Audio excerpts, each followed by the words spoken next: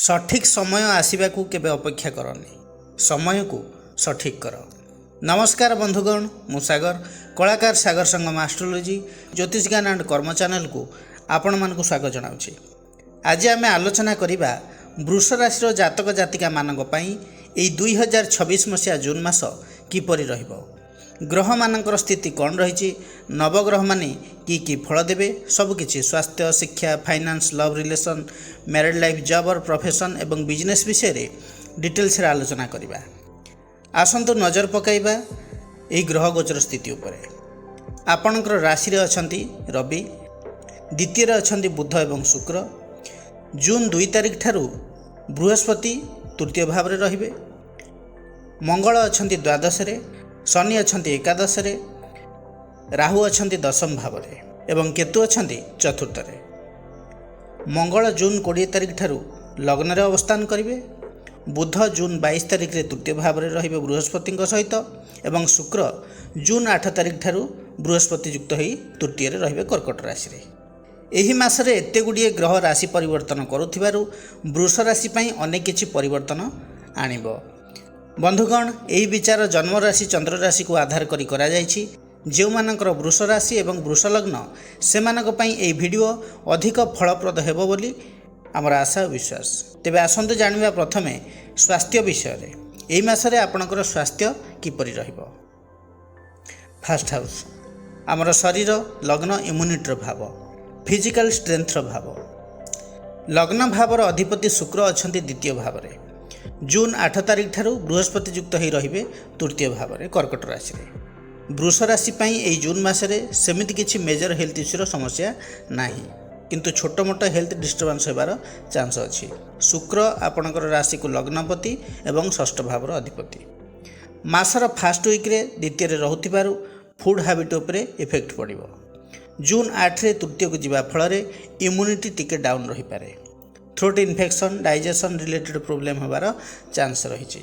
Junk food ଏବଂ cold item ଠାରୁ ଦୂରରେ ରହିବା ଭଲ।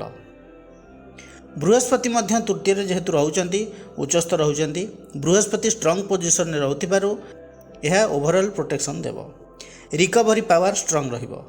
ଯଦି ବି କିଛି ସ୍ୱାସ୍ଥ୍ୟ ସମସ୍ୟା ଦେଖାଗଲା ତେବେ ମ୍ୟାନେଜ୍ ହୋଇଯିବ। ରବି ଜୁନ୍ 15 ତାରିଖ ପର୍ଯ୍ୟନ୍ତ ଲଗ୍ନରେ ରହିବେ। ବଡି ହିଟ୍ ରହିବ, ବିପି ଫ୍ଲକ୍ଚୁଏସନ୍ ହୋଇପାରେ, ହେଡାକ୍ ରହିବ, ଆଇ ଷ୍ଟ୍ରେନ୍ ଏବଂ ଏସିଡ଼ିଟି ବଢ଼ିପାରେ। ଜୁନ୍ 15 ପର୍ଯ୍ୟନ୍ତ ସାବଧାନ ରହିବା ନିହାତି ଦରକାର। ବିଶେଷ କରି ଯଦି ଦେଖିବା ବୃଷ ରାଶି ପାଇଁ ଏହି ମାସରେ acidity, gas, indigestion, throat infection, cold cough, eye irritation, headache, body weakness, laziness, BP fluctuation ଏହିଭଳି ସମସ୍ୟା ସବୁ ଦେଖା ଦେଇପାରେ, କିନ୍ତୁ ମେଜର ହେଲ୍ଥ ଇସ୍ୟୁର ସେମିତି କିଛି ଇଣ୍ଡିକେସନ୍ ମିଳୁନାହିଁ। ବୃହସ୍ପତି ଷ୍ଟ୍ରଙ୍ଗ ଥିବାରୁ ମେଜର ଡିଜିଜ୍ରୁ ପ୍ରୋଟେକ୍ସନ୍ ମିଳିବ। ରିକଭରି ଫାଷ୍ଟ ହେବ। ମେଣ୍ଟାଲ ଷ୍ଟ୍ରେନ୍ଥ ମଧ୍ୟ ଷ୍ଟେବୁଲ୍ ରହିବ। ଓଭରଅଲ୍ ଯଦି କହିବି ଏହି ମାସରେ ସ୍ୱାସ୍ଥ୍ୟ ଅବସ୍ଥା ବୃଷ ରାଶି ପାଇଁ ମଧ୍ୟମ ଧରଣର ରହିବ। ଏବେ ଆଲୋଚନା କରିବା ଶିକ୍ଷା ବିଷୟରେ। ପଞ୍ଚମ ଭାବ ଶିକ୍ଷାର ଭାବ। ପଞ୍ଚମାଧିପତି ବୁଧ ଅଛନ୍ତି ଦ୍ୱିତୀୟରେ ମିଥୁନ ରାଶିରେ ସୁଗୃହୀ ହୋଇକି। ବିଦ୍ୟାର୍ଥୀମାନଙ୍କର ମେମୋରି ପାୱାର ଭଲ ରହିବ। Communication skill, learning ability strong ରହିବ।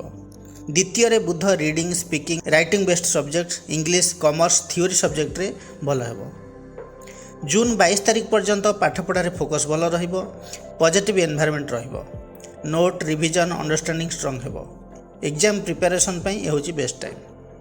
ଜୁନ୍ 22 ତାରିଖ ପରେ ବୁଧ ଯିବେ ତୃତୀୟ ଭାବକୁ। ପାଠପଢ଼ାରେ କନସେନ୍ଟ୍ରେସନ୍ ଟିକେ ଲ୍ୟାକ୍ କରିପାରେ। ମାଇଣ୍ଡ ଡିଷ୍ଟ୍ରାକ୍ଟ ହେବ। Mobile, social media, friend circle influence ବଢ଼ିପାରେ। ତଥାପି ବୁଧ ବୃହସ୍ପତିଙ୍କ ସହିତ ରହିବା ଫଳରେ କମ୍ୟୁନିକେସନ୍, ପ୍ରେଜେଣ୍ଟେସନ୍ ସ୍କିଲ୍ ଆଉ ଟିକେ ଇମ୍ପ୍ରୁଭ୍ ହେବ।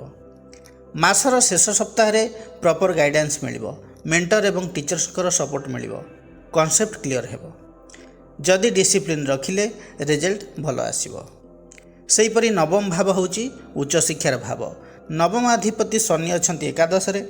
ବିଦ୍ୟାର୍ଥୀମାନେ ଲଙ୍ଗ୍ ଟର୍ମ ଗୋଲ୍ରେ ସକ୍ସେସ୍ ହେବେ।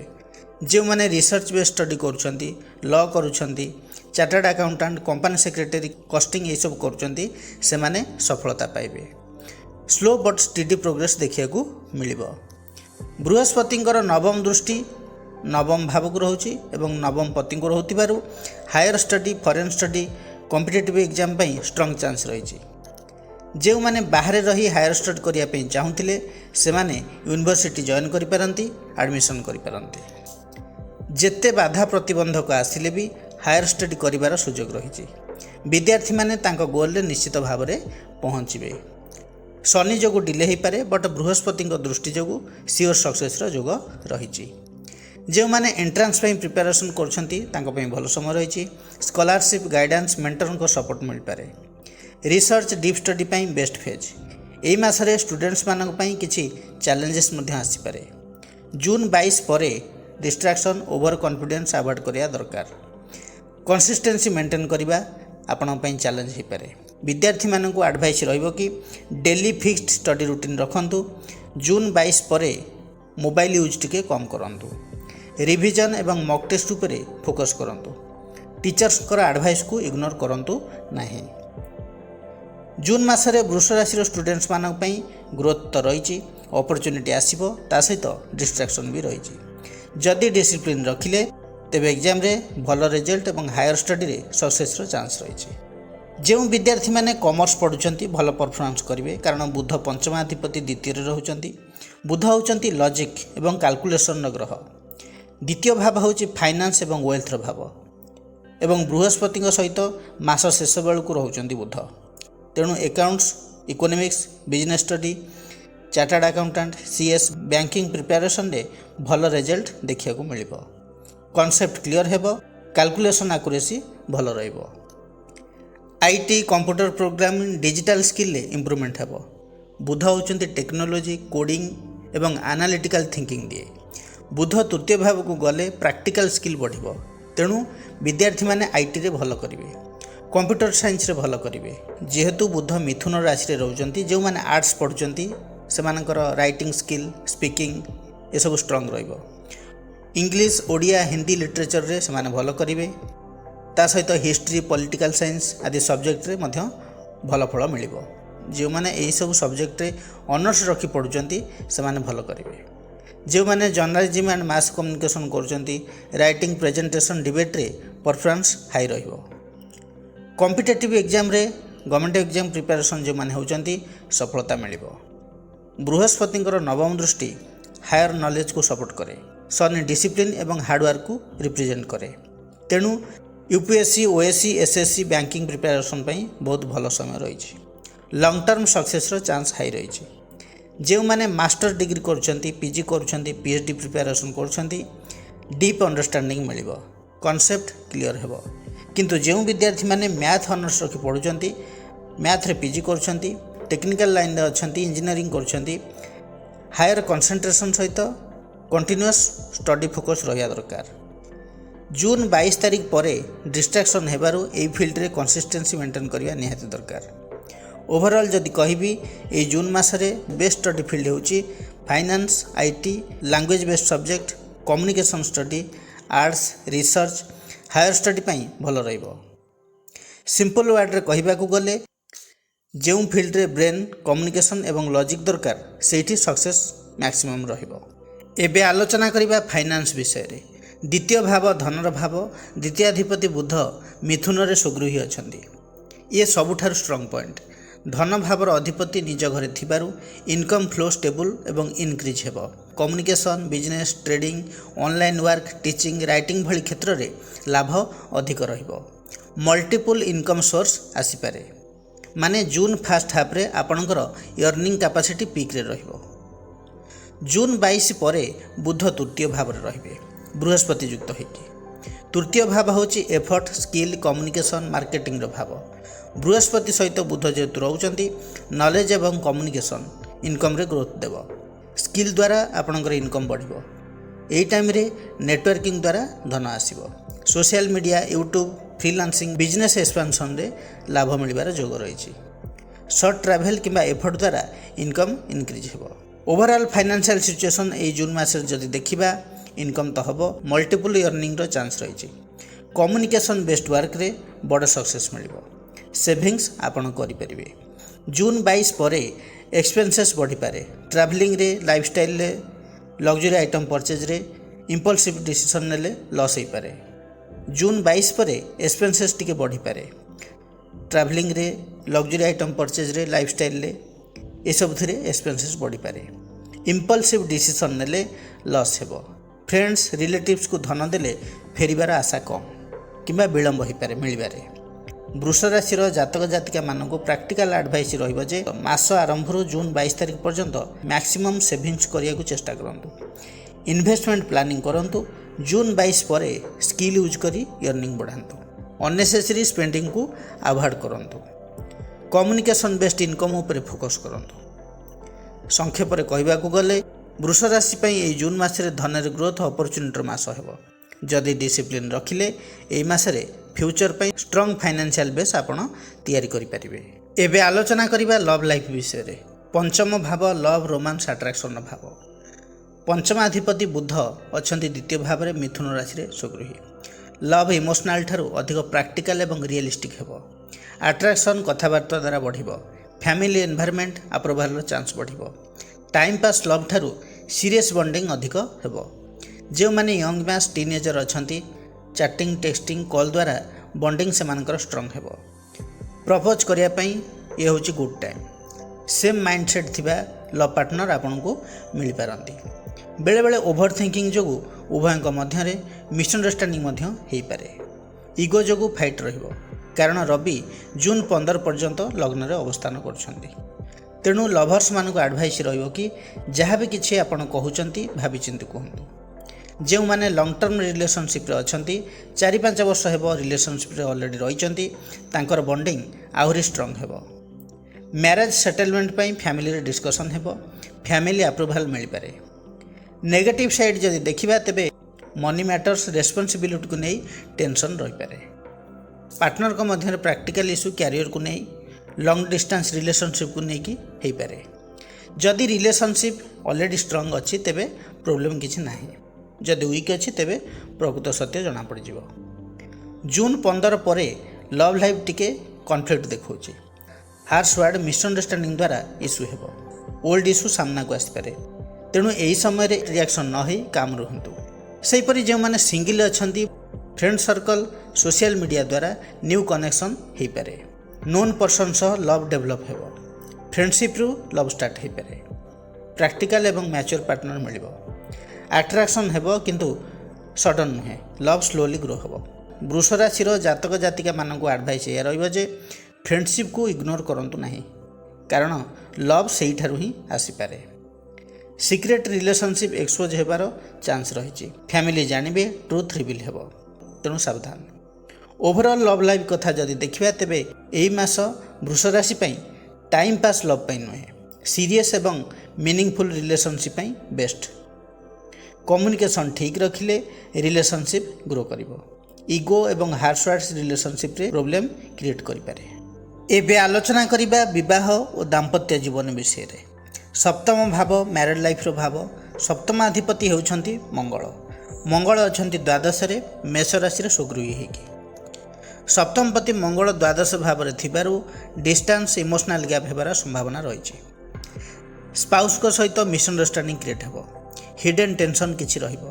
अननेसेसरी खर्चांत आपण पार्टनर को पई हेई परंती।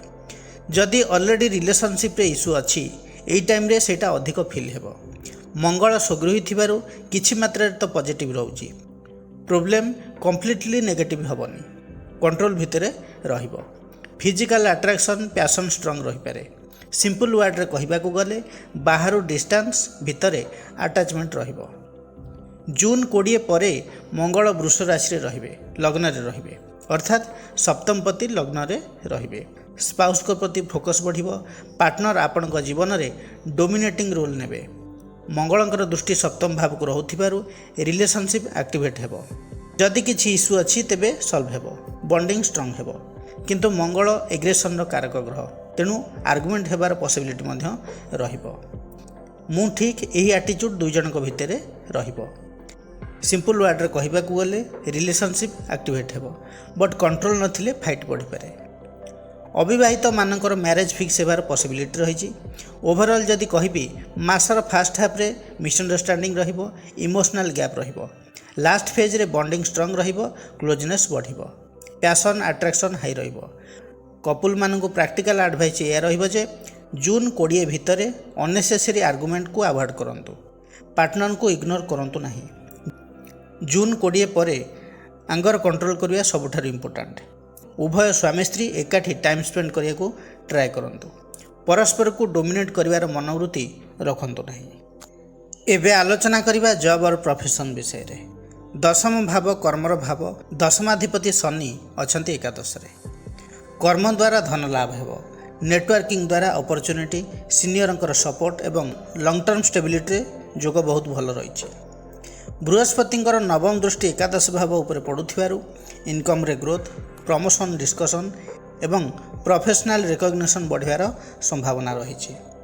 शनि दशमपति लाभस्थान रे थिबारु फल धीरे धीरे आसीबो, किंतु परमानेंट एवं स्टेबिलिटी रहिबो।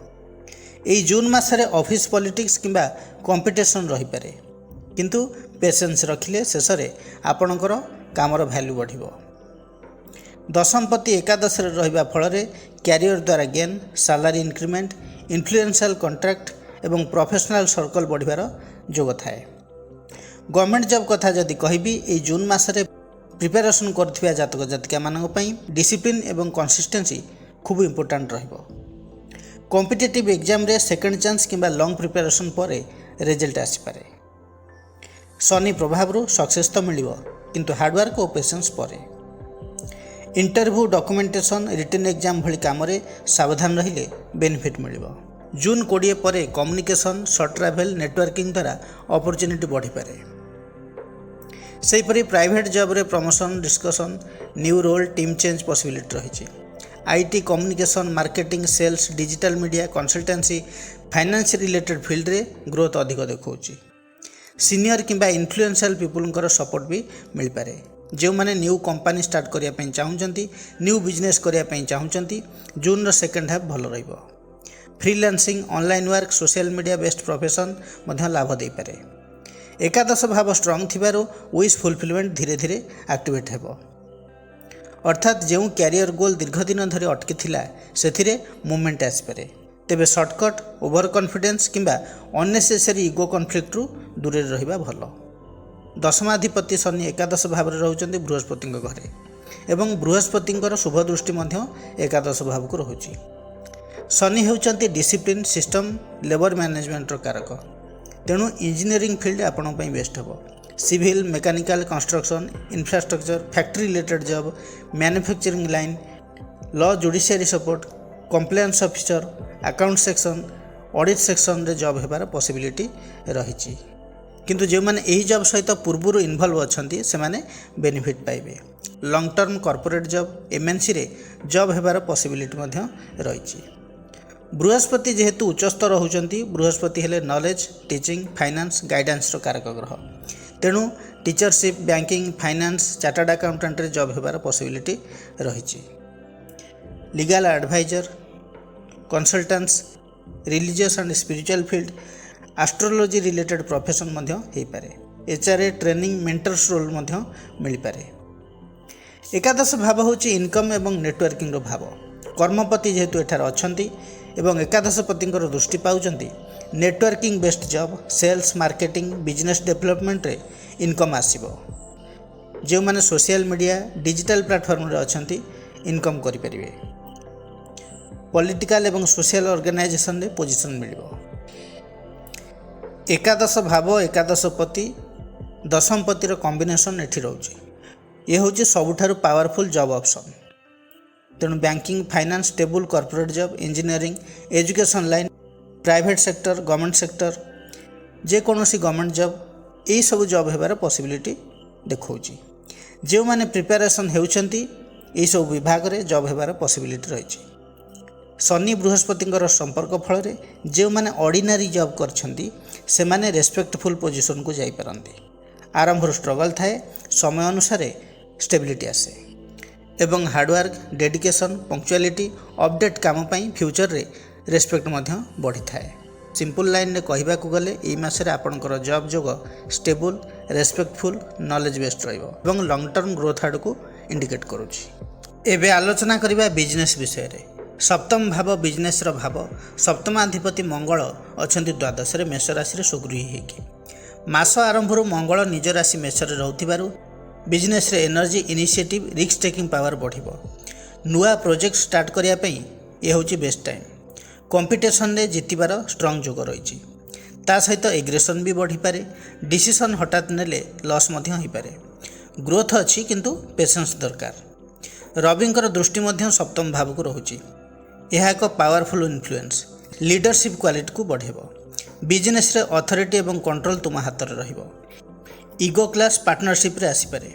मझिरे मझिरे पार्टनर सहित आर्गुमेंट हो पारे। बृहस्पतिंकर दृष्टि मध्य सप्तम भाव को रहुची।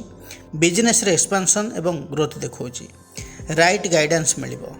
लॉन्ग टर्म प्रॉफिट रो सुजोग रही। बृहस्पतिंकर एही दृष्टिफल मंगलंकर एग्रेशन को बैलेंस करिबो। स्मार्ट डिसीजन नेले प्रॉफिट सियोर हेबो।